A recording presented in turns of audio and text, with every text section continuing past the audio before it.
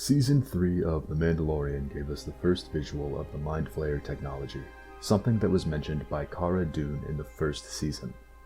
This technology was spoke of in horror, and as Grief Karga mentioned, it was considered just wartime propaganda, hinting at how terrifying the idea of the Mind Flayer is.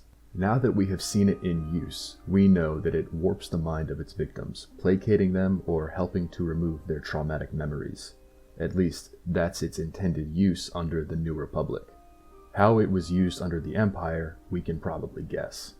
I'd like to point out what appears to be a similar concept seen in the show Resistance. In the first season of Resistance, a First Order stormtrooper begins exhibiting signs of confusion and behavioral irregularities. His superior orders that the stormtrooper be reprogrammed and brain-scraped. This sounds like a terrifying prospect, as it implies that First Order stormtroopers are literally sent to some sort of mental reconditioning to get them back on track as mindless drones or devout loyalists to the First Order.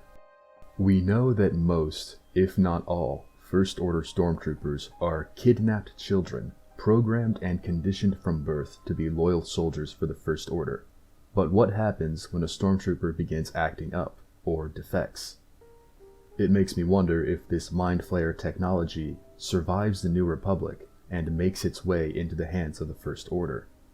The First Order officers called the process brain scraping, so perhaps if it is indeed the Mind Flayer technology in their possession, that through the use of the Mind Flayer, they numb the mind of its victim and prep them for conditioning.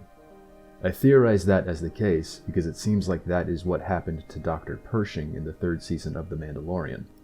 Pershing seemed to be in pain at first, but then as the level of the machine was dialed up, he became numb. It seems like an interesting connection, at least to me. What do you think?